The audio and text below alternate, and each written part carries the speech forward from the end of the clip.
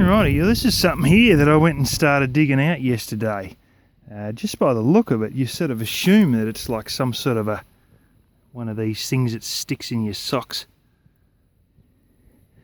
So I dug out a handful of these and then find out that all along the fence line, just back from where the truck crashed, there's just friggin' piles of the bastards, like so many it's not funny.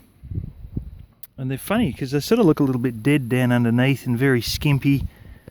And then they sort of, yeah, a lot of the bulk's up top, but it's got a sort of spread to it, the way it spreads itself out.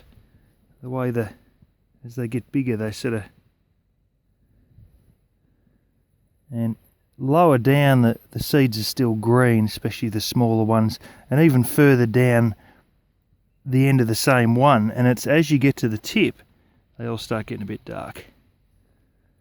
So I dug a whole heap out and then thought, holy smoke, there's an absolute massive pile of them. I don't know if we can see,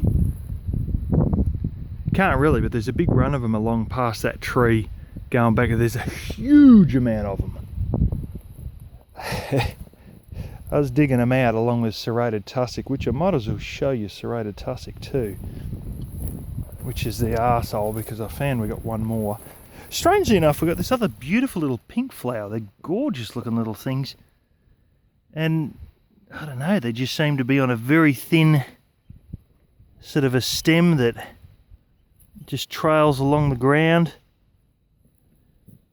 Little tiny little bit of, looks like a bit of dead grass that they all stalk out from. But if I go back here a second, here's your arsehole, serrated tussock. Now it sort of fans out kind of similar, but it's a very light fluffy thing. But when you rub back down the stalk, it's rough, but when you pull up it's not. So yeah, I've got to deal with him. Another thing, the blasted dock is everywhere, and I was thinking of just walking down here with a bag, and I might do this afternoon instead of weed spraying, because these are getting very close, whereas the weed spraying's not that big a deal because it's only a few dog rows.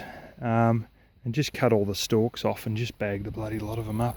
I was about to go to the shop where I'm going to probably buy some more bags, because I just about ran out of reasonable sized bags that are worth doing these sorts of things with. But anyway, you know what this turns out to be after hacking a heap out? It's native millet. This was a seed that the Aboriginals deliberately ground up. I mean, there's bugger all of the seed, but they deliberately ground it up and then sort of baked it on rocks like a pancake and ate it. And this is such a prized thing that they're trying to bring back breads that are, you know, got a lousy 15% of it in or something like that, because it's such an incredibly prized thing, and it is a legit native food that's been used for thousands of years. And here I was digging it out thinking it's a weed, because it looks very similar to serrated tussock, and it looks like something that's going to get stuck in your socks. And just the way it's spreading down there, it looks like it's going to be invasive. But there's a reason it's in this area. That's where the truck was, up there. This here is the big ditch. And all the water and all your green line here, that's all swampy in there. And these things have to have fairly high availability of water in the soil. There has to be a decent amount of water in the soil for these things to want to grow there. And that's why further up there's an entire big line of them in about this line. Here's another one. There's a whole cluster of them because it's near the swampy part, because this is the actual drain for the road that eventually leads into my little dam, and then there's my house over there. Here's a bigger one. So as they mature, they spread out more, but when they're younger, they're sort of stuck together, and when they're really young, they're still quite stuck together. But anyway, I was thinking of trying to make some, but it's just like the seeds are tiny. I don't think I'm going to get any flour out of it without that there. That's a baby serrated tussock that doesn't have seeds yet. I'll leave him on dry ground and he'll take care of himself. Anyway, I thought I'd point that out because it was quite a find.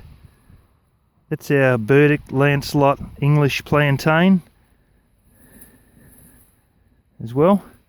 That's more good for, here's another big heap of it.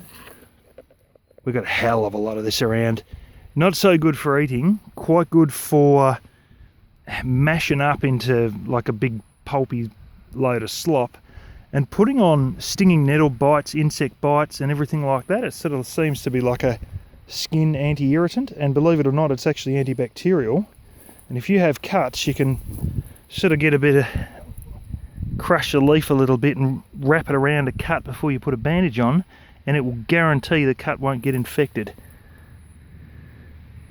Anyway, I just thought that's something I'd point out because I've starting to learn a few of the native grasses, and well, we've got some. I think this one's a weed here. We've actually got quite a few that are legitimate, you know, medicinal ones, original ones, and some even Aboriginal food ones.